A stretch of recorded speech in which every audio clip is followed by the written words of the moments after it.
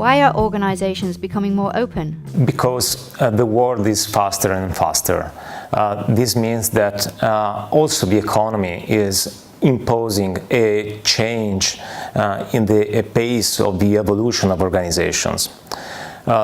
Traditional organizations tend to adapt to this change of pace according to the use of internal resources.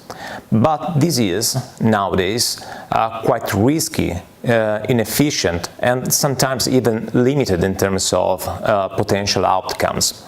So more and more groups are willing to be more open to external collaboration.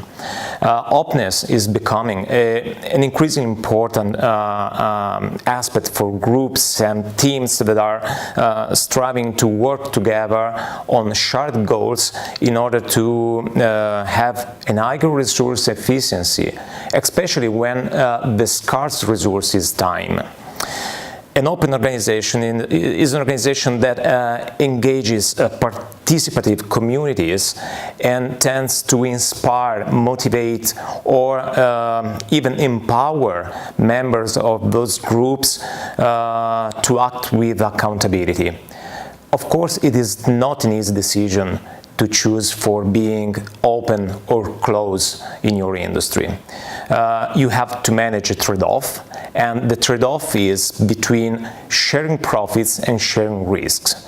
So there is not a one-size-fits-all solution again, but you have to take your decision according to the characteristics of your industry and the challenges that you are intended to solve. What is a learning organization? A learning organization basically is an organization that promotes the learning of its members as a means to continuously transform itself.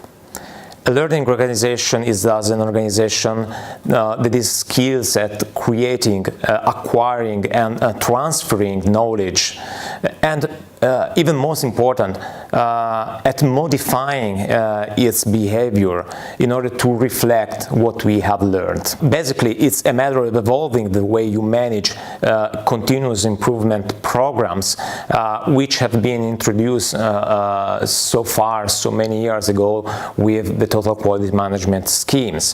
The continuous improvement of an organization is nowadays a standard practice, but without a real and inner higher order learning, most of the time results just in a cosmetic change.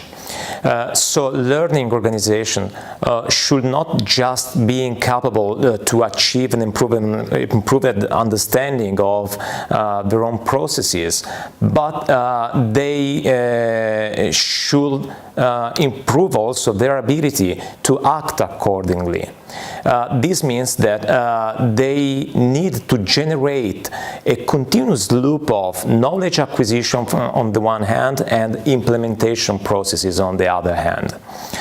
The building blocks, the most important components of these logics are system thinking, the engagement of personnel in the learning from their own experiences, and also the experiences of the other members of the organization, and then also the capability to transfer effectively the knowledge among all the different layers of the organization. What is really interesting to be observed is that all those characteristics can be easily recognized also within the innovation hubs. So in those environments that are intended to foster the creation of new entrepreneurship.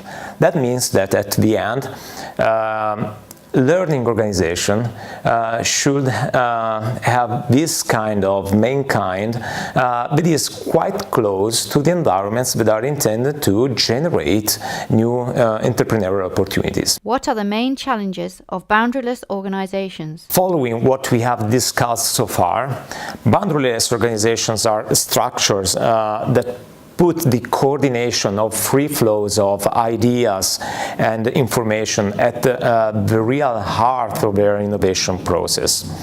By dismantling those traditional organizational structures that refer to horizontal and vertical boundaries and hierarchies within organizations, they try to empower the available carriers of capabilities, skills and knowledge to fasten process-specific trial and error processes. They have in their capability to promote their strong core values and vision a precondition in order to transform diversity of competencies, cultures, and experiences in a competitive factor.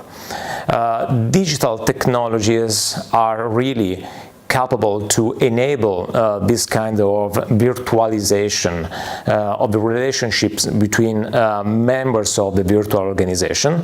But what we have to consider is that in a rapidly evolving industry, virtual organizations are a good option if we want to leverage the decreased need for supervision or middle management, and we are searching for a faster decision-making process, and so to have an improved ability to process information faster because of the reduction of the number of layers in the organization.